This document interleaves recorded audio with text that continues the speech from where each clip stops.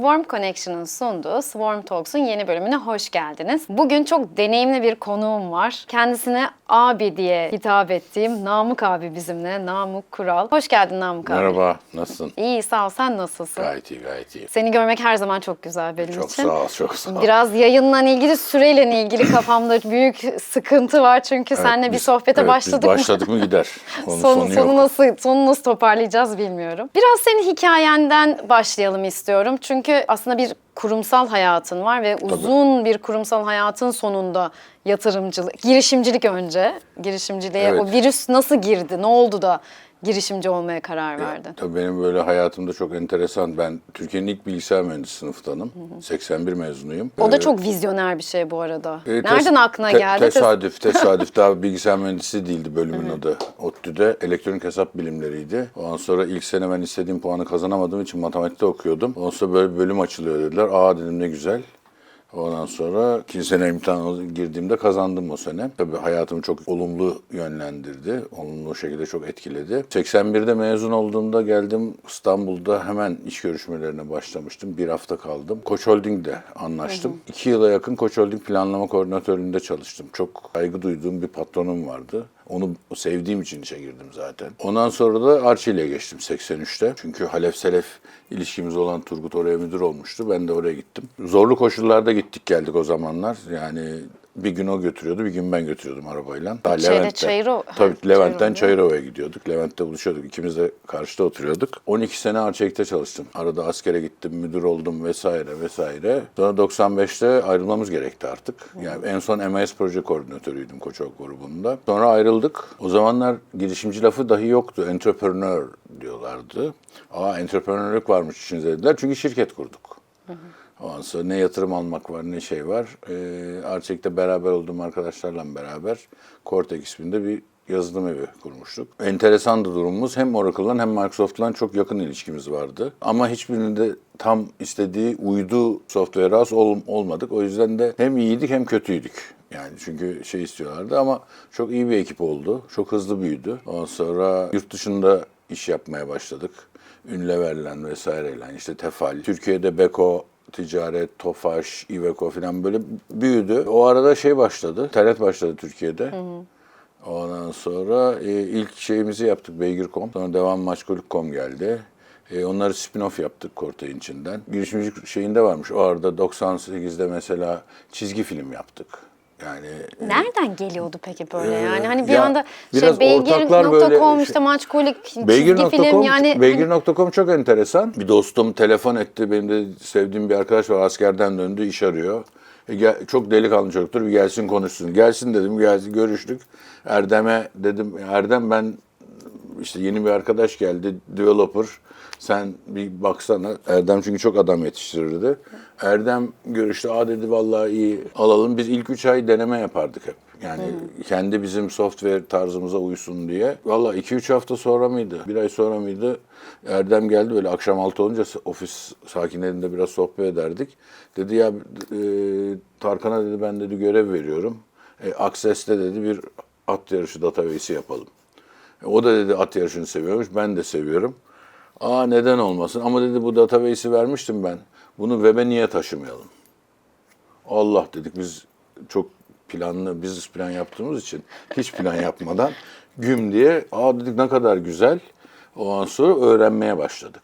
Yani web'de development'ı vesaireyi. Ama her zaman Cortay'ın çok... Bayağı yolda öğrendiniz Tabii çok yani. kuvvetli bir teknik ekibi vardı. Yani Too Many Chiefs No More Indians durumu hep vardı. Yani bilgisayar mühendisleri, matematik mühendisleri.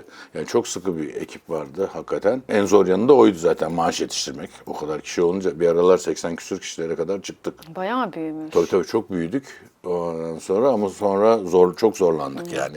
Gelen parayı maaşlı ödüyorduk. Beygir.com öyle çıktı. Ama Beygir.com'da kafamız duvara çarpınca çünkü pazarı çok büyümüyor. Sabit. İşte o gün 5 kişi ölürse yeni 5 lise öğrencisi at yarışı oynamaya başlıyor filan yani. Türk halkının deliliği futboldu. Maçkolik de oradan çıktı. Çok güzel bir şey söyledin aslında. Hani hep yatırım tarafında da bizim söylediğimiz evet. Yani her zaman tabii ki her iş iyi iştir. Nişe odaklanmak da bir seçimdir. Ama yatırımda hep baktığımız ölçeklenebilir olmak, pazarın büyüklüğü. Burada aslında sizin test etmiş olduğunuz şey olmuş. Yani Tabii. daha büyük bir pazara geçmek. Yani Tabii bilerek pazara değil. zorla Yani, bir şeyi ittirmek değil de gerçekten evet, pazar ne yani istiyorsa. şey bile çok zordu. Yani Türkiye'de internet daha yeni çıkmıştı. Reklamcılık yeni çıkmıştı. İşte ben Otosan'ı aradım. Dedim ya ödül verelim. Bir transit kamyonet verelim. Hani 3 ay insanlar şey yapsın. Böyle kreatif şeyler yaratıyoruz. Ondan sonra dediler bizim medya planlama ajansına gidin. Tamam, randevu aldılar. Gittik medya planlama ajansına. Erdem'le anlattık. Anlattık. Banner'a koyacağız, şöyle yapacağız. Bize gelenler işte şu kadar erkek, şu yaş. Bütün profiling yapıyorduk yani biz ta 2000'lerin başında. Ondan sonra kızcağız dinledi. Siz bize ne vereceksiniz dedi. Biz öldük yani. O ana kadar anlattığımız hiçbir şey anlaşılmamış. Ondan sonra çıktık böyle BCK Plaza'daydı. O karetlerden inerken yani ikimizin hali Erdem'den perişanlıktı. Yani yoktu. Ama işte 2012'de 11'de Maçkolli'yi sattığımızda Türkiye'deki top 5 reklam alan yerden biriydik. Yani zor ama çok zorlandık. Yani hakikaten çok acayip bir işti. Yani Maçkolik bu arada hani Türkiye'deki çok önemli kilometre taşlarından biri. Tabii. Oradaki o exit etme süreciniz yani bir anda nasıl büyüdü ve exit etme kararını nasıl verdiniz? Ya biz o da yani şimdi birazcık bazı şeyler kısmet de gerekiyor. Ben ona çok inanırım yani. Siz ne kadar çalışırsanız arkada bir şansınız şeyiniz yoksa bu anayasa kitabı atma krizi 2001 krizi miydi? 2001. 2001 krizi olunca finansal kuruluşlar biliyorsun biraz işsiz kaldılar. Ondan sonra bir telefon geldi bana. O zamanlar Park Raymond James diye bir yatırım bankacılığı var. Dediler ki bize iş lazım. Biz size business plan yapalım. Sizin M&A'ye hazırlayalım. Dedim, ama aklınızda hiç öyle bir şey yok. Hayır yok. Ondan sonra business plan nasıl hazırlanır? Ondan sonra dedik ama bizde para da yok fazla. Dediler bizde de fazla. İsteyecek yüz yok. Ondan sonra ve biz esasında Corte'ye business plan hazırladık. Ama business planı hazırlamayı öğrendik. Tam on the job training. Ondan sonra öğrenince Maçkolik daha seksi bir yapıydı. Ki zaten finalde öyle oldu. Ondan sonra ve ben o 2002'den itibaren sürekli satış görüşmesi yaptım. Şirketi satarım diye. Benim çünkü hala aynı şeyi söylüyorum. Ondan sonra ürün satabilirsiniz, proje satabilirsiniz ama en orgazm şeyde, şirket satmakta. Tabii. Yani şirket satmak gibi bir duygu yok. O çünkü anlattığınız her şeyle yetiştirdiğiniz kurumu ondan sonra birileri geliyor, çok değerli buluyor ve alıyor sizden. O çok şeydi. O yüzden o exitler çok keyif verdi. Şimdi biraz exit konuşacağız biraz sonra ama buradan yatırımcı tarafına geçmek istiyorum.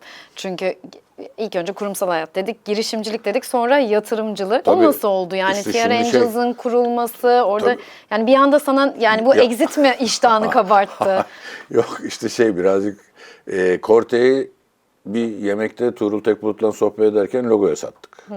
Yani logoyla görüşme olmuştu da tıkanmıştı. Meğerse iki tarafta farklı şeylere takılmış. Ya sen bizi istemedin dedim ben Tuğrul'a. Tuğrul hayır siz beni istemediniz dedi. Nasıl olur canım biz istiyoruz. O da ben de istiyorum dedi. Hızlıca Corte'nin satışı oldu. 2011'in Kasım'ında Corte'nin ofisini tuttuk şeye taşıdık, Gebze'ye taşıdık. Ve 2012 sonuna kadar da çalışma sözü vermiştim ben. O arada tabii Maçkolli'yi de çok yerle görüştük. Yani o kadar çok yerle görüştük ki o dönemde kopyalarımız yaratıldı, yapamadılar bilmem ne. Yani orada çünkü herkes Maçkollik olayını görür.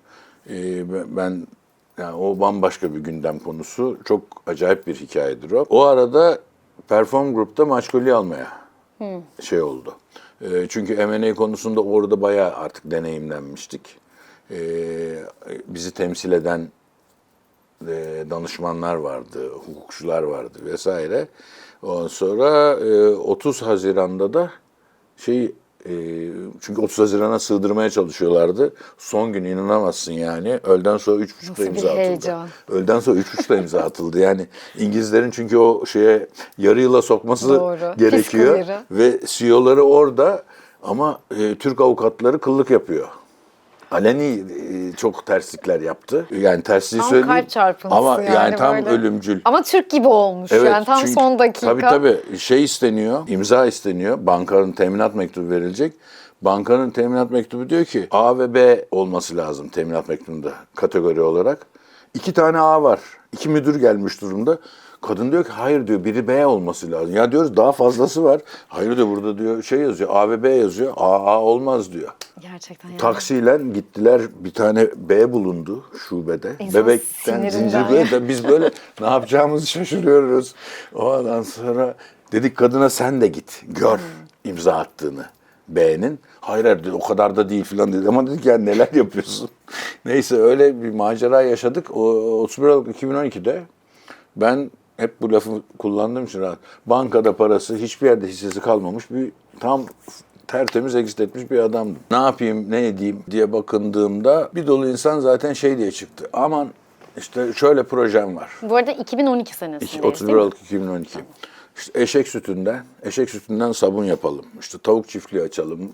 Suadiye'de apartman yapalım filan falan. Böyle herkesten süper kreatif fikirler çıkıyor.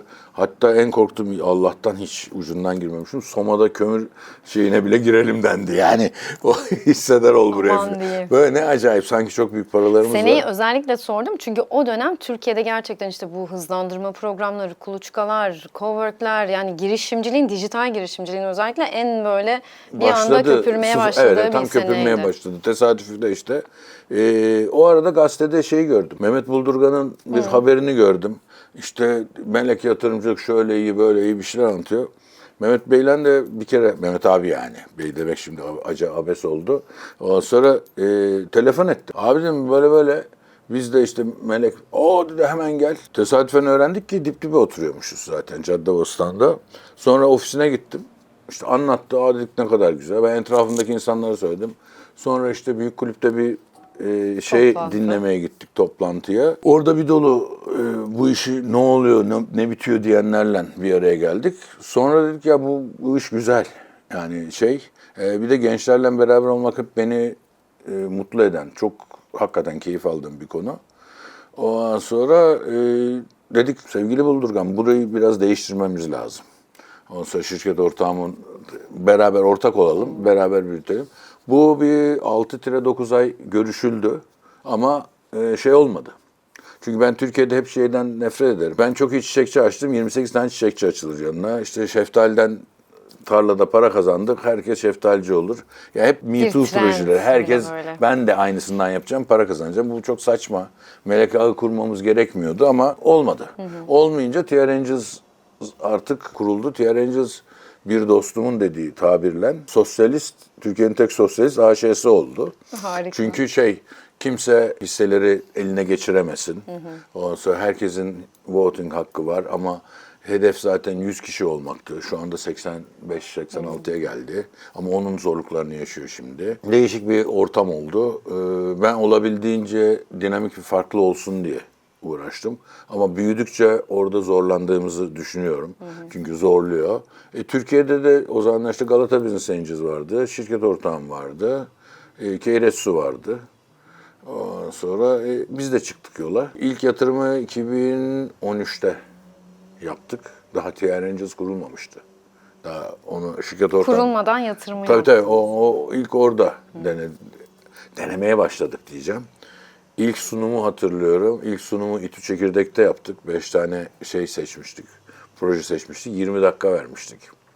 20 dakika yetmedi tabii bizim Türkiye normlarında ama şimdi giderek... Şimdi zaten 20 dakika. 20 dakika 7 dakika diyoruz. 7 dakikada Tabii. çıkamıyor. 20 dakika ben... 3 dakika zaten yaptığımız o pitchler zamanlar var. ben de diyorum 4 dakika ne ki 4 dakika falan diyorlar böyle saçmalık mı olur? Sonra dedim ki öyle olması lazımmış. Deyip yürüdü gitti Melek Harika. Yatırımcı kişi. Bir tane exit'iniz de var. Değil mi? Benim TR Angels için. TR Angels şeyinde var. 4-5 tane ben exit yaptım. Hangisi TR Angels için hangisi dışı bilmiyorum. Çünkü ben bireysel yatırım yapmıyorum. Onsa ama bazıları şimdi TR Angels farklı bir yapı oldu. Hem bir şirket var yatırım yapan hem de bir melek ağı var. Bazen sırf insanlar yapıyor, bazen şirketle beraber insanlar yapıyor. Ondan sonra şirket beğenmemiş oluyor projeyi, başkaları beğenmiş olup devam ediyor ki Öyle de bir güzelliği var aslında. Tabii. Melek yatırımının Tabii. aslında öyle bir şey. Yani A olmasının güzelliği hani A tabii istemeyebilir beğenenler ama oradan giriyorum devam diyor. Yani edebiliyor. çünkü bu çok subjektif bir olay. Şey değil yani, bir proje zaten ben hep girişimcilere onu söylüyorum. Ondan sonra yani bilmem ne beğenmedi diye hiç alınmanız gerekmiyor. Beğenmeyebilirler. Beğenmedileri senin kötü bir şey yaptığın anlamına gelmiyor. Ama oradaki feedbacklerden şey al. Evet, çok Ne önemli bir görüyorlar? şey aslında. Olabildiğince fazla sunum yapmak çok önemli girişimciler için ki orada ne işliyor, ne işlemiyor, nerelerden sana bir şey geliyor, yorum geliyor. Yoruma göre ilerletmek Yok, çok o önemli. konuda çok farklı disiplinden, farklı kültürden insanlara sunum yapmakta fayda var. Evet, doğru. Yani o reaksiyonlar... Farklı perspektiflerden yani almak. dün görüştüğüm bir genç var. Yani beni aradı. YC'ye bu sabah 6'ya yetiştirmesi lazımdı. Dedim benden ne istiyorsun? Abi dedi, videoya bak şey söyle. 1 dakikalık bir video ver. Sen yorum yap dedi. Tamam dedim, ne yorumlar istiyorsun? Şunlar neyse konuştuk ya, o moral desteği ver. Ben moral desteği veriyordum orada. Ama dedim ya bak, şunu demek istiyorsam şuraları Çok doğru. vurgula Çok vesaire. önemli bu. Ha, şimdi o şeyler, o deneyimler çok iyi. Şimdi bununla ilgili ama sana şunu soracağım. Şimdi sana Namık abi diyoruz. Sen gerçekten hep abisin. Tavır olarak da böyle bir o babacan tavrınla da çok güzel sarıp sarmıyorsun. Ama sana şunu soracağım. Abi olmanın, yani Namık abi olmanın girişimcilerde veya kendinde yarattığı bir yük oluyor mu? Yani girişimci tarafında da ya Namık abi diyorsa biz şimdi onun sözün üstüne söz söylenir mi gibi bir durdurucu bir kısmı var mı? O abi şeyi omzumda yük. Bunu çok net şeyini hissediyorum. Ondan sonra bir kere hiçbir zaman son söz söyleyen bir adam olmak istemem. Değilim de. Çünkü akıl akıldan üstündür. Ondan sonra ben sadece kendim bildiklerim ve deneyimim konusunda şey veririm. Fikrimi söyleyebilirim. Ondan sonra bir kere girişimcinin kendi bildiğini şey yapması lazım. Ama etrafı ben biliyorum, bunlar da geldiler bana laf ediyorlar falan. O batma sebebi. O direkt batma sebebi. Diyorsun ki bir girişimci bunu diyorsa büyük bir Tabii kırmızı ya, bayraktır. egoyu kontrol etmesi lazım. Çünkü ego şeyi çok burada öne çıkıyor girişimcilerde. Ondan sonra bunun tam tersini melek yatırımcılarda da var. Melek yatırımcılar da biz biliriz bu işi arkadaş. Sen ne geliyorsun anlatıyorsun diyor. Hayır, bilseydin kendin yapardın. Sen de bilmiyorsun demek ki, bambaşka bir şey. Girişimcilerin de en şikayetçi olduğu kısım bu. Ya ben o konuda girişimcilerin çok yanındayım. Yani çok vahim şeyler izledim. Vakalar. Ondan dolayı ben girişimcilerin tarafındayım. Orada yatırımcılardan çok. Ama ya bu iş işte insanların şeyi kabullenmesi lazım. Ya ben ne diyeyim, gönül olarak destekleyeceğim projeye verecek param yok. Yatıracak param yok. Yatırım yapmam diyorum. Ama yapmam demem beğenmedim anlamına gelmiyor. Kişisel algılamayın diyorsun yani. Kimse kişisel algılamaması lazım. Ondan sonra ki son dönemde söyleyeyim, ben artık diyorum yavaşlamak istiyorum. Ondan sonra gerçi tarzımı biraz değiştirdim. Şimdi proje seçip ben sizle beraber uğraşayım mı diyorum. Öyle bir projemiz var zaten. Beraber birlikte de yaptığımız bir proje var. Ondan sonra o tarz daha hoşuma gidiyor. Peki sana son olarak şunu sormak istiyorum girişimcilere. Şimdi birçok şey söyledin hani hem yatırımcı tarafından hem girişimci tarafından. Şu anki girişimciler, çünkü ekonominin daraldığı bir dönemdeyiz. Yatırımların daraldığı bir dönemdeyiz. Aslında girişimciler için de zor, yatırımcı için de o parayı doğru yere koyması gereken bir dönemdeyiz. Girişimcilere vereceğin öneri ne olur yeni başlayanlara? Melek yatırıma mı gitsinler, kendi finansmanını mı kullansın? Söyleyeceğin böyle bir iki tane şey olursa bizi izleyenler için Ya ne olur? benim bir kere ilk şey kesinlikle globale oynayan proje olması lazım. Yani globale oynamayan proje yatırım yok. İlk günden global düşünün diyorsun. Tabii ki. Yani Türkiye test alanı için süper bir yer ama hedef global olması lazım. Ya bir startup'ın hedefi global değilse, bunu özellikle Anadolu'da birileriyle, gençlerle karşılaştığımda çıkıyor. İşte İstanbul'a gelmeye çalışıyor. Ama o startup değil. Yani İstanbul'a gelmek başarı değil. Olsa kesin global olması lazım. Çok net yine söyleyeceğim bir şey. Bu ekosistem, networking'in çalıştığı, ben böyle bir yer görmedim. Yani birisi bir üçkağıt atarsa, bir sahtekarlık yaparsa, yani muhtemelen 24 saatte herkesin haberi oluyor. İnanılmaz. İstihbarat ağı burada İstihbarat çok iyi ağı çalışıyor. muhteşem girişimciler arasında. Bu çok iyi bir şey. Yani bu dedikodu ağı değil çünkü. Ondan sonra İşe de yarayan bir şey aslında. çok işe yarıyor. Network'ü Çünkü kullanmak, olumlu anlamda o yatırımı kullanmak nasıl çok önemli. aldı? Connected to Me vardı. Evet. Ondan sonra hala var mı bilmiyorum ama Varlar. Tabii. Sertaç'tan biliyorum ben de. Ondan sonra Ankara'da o Bilkent'in gençler çağırmışlardı, gitmiştim. Orada işte anlatıyor nasıl 500'dan hikayesi Yatırım. çok güzel bir hikaye. Ondan sonra orada bir yatırımcı işte bize gelmedin ki dedi. Şimdi çay arası oldu dedim gitmedin mi ya? Abi dedi 6 ay İstanbul'da herkese gittim dedi. Hiç kimse yüz vermedi dedi. Dedim bunu söylesene sahnede. İşte sonrası için risk almak da kimse. işte, Aslında biraz bu program yapmamızın amacı da bu. Konuşulmayanları da konuşalım istiyorum ben. Bu çok güzel Evet. bir şey çünkü. Evet, yani bir bu- sürü şey de konuşulmuyor. Hep böyle perde bunu, arkasında. Bunu bana söylüyorsan söyle. Diğer herkes duysun. Bu gençlere çünkü yolsa elektrik patlayacak sonrası. O yüzden bu networking ve bilginin paylaşımı çok iyi. Devletin verdiği destekler falan ben hiç onlara takılmıyorum. Ya onlar tamam güzel vergisel avantaj getiriyor. Olması gereken zaten. Olması gereken. Ondan sonra çok iyi hızlandırıcılar var. Yani bunun eğitiminden geçmek lazım. Doğru. Ondan sonra o eğitimden geçince ve bu eğitim artık çok yaygın bir şekilde var. Yani bu 2013'lerde, kadar 14'lerde yoktu. İTÜ Çekirdek'te ben acayip vakit, haftanın 3 günü falan oraya gidiyordum. Çok vakit harcıyordum. Sonra pandemi vesaire bitti. Bir de İstanbul'un yolu iyice zorlamaya başladı. 4'ten sonra dönülmüyor bu tarafa. O yüzden şeyi çok net koyması lazım arkadaşların. Hangi Ya, programa katılacak? evet, nasıl anlatacağım? Kaç dakikada nasıl? Ya bunların çok şeyi var. Bu konuda çok iyi olduğunu düşünüyorum ekibin. Yani yarın benim 6 görüşmem var üst üste. Online. Yani hepsi de LinkedIn'den gelip ben bir şeyimi konuşmak istiyorum, tanışmak istiyorum. Canlı görüşmek istiyorlar. Hayır diyorum. Yani çok Çok iyi. açık. Çünkü çok verimli değil. çok İki yoruyor. taraf için de Evet, verimli değil. yani 20 dakikada yapacağımız görüşme canlı olduğunda 1,5 saat oluyor. Doğru. Gittin kahveni aldın, şey yaptın. Hayır. Havadan, sudan, konuşalım. politikadan evet, konuştum. şey olsun. Ondan sonra yani yardımcı olabilirsen. Benim çünkü şeyim artık topluma karşı borcumu ödüyorum. Ben borcumu ödedim Harika. gibi geliyor. Ondan Çok sonra da güzel ödüyorsun. Ondan sonra çok Gerçekten. keyifli geliyor. Yani Zaman o harcıyor. abi olmanın evet sana yük olmayacak, sana keyif verecek kısımlarını yaşaman Evet. dileğiyle diyorum. Bu arada sana ulaşmak isteyenler en etkin LinkedIn'den mi ulaşabilirler? LinkedIn'den ulaşır. Tamam. Orada da geleneksel sloganımı söyleyeyim. Bir girişimci yatırımcıya ulaşamıyorsa zaten bıraksın girişimciyi. Beni bulamayan adam girişimci olamaz. Beni Bence de bulur. seni bulamıyorlar, Ha, sana ulaşamıyorlarsa ulaşamıyorsa gerçekten olamaz yani Namık abiye çünkü çok yani ulaşılabilir. sana ulaşamıyorsa bilmem ne. Yani yok böyle bir şey. Gerçekten. Yani, çok teşekkür ediyorum. ben Ağzına teşekkür sağlık. ederim. Seninle sohbet etmek her zaman benim için çok büyük bir keyif. Çok sağ olasın. Deneyimlerini paylaştın. Çok sağ ol, her zaman. Dediğim gibi yük olmadan keyif olan, abiliği doya doya yaşadığın, Aynen. yine bu yolda beraber olalım diye Tamam. diliyorum. Çok teşekkürler. Çok teşekkür ediyoruz efendim bizi izlediğiniz, dinlediğiniz için. Bundan sonraki bölümlerde görüşmek üzere.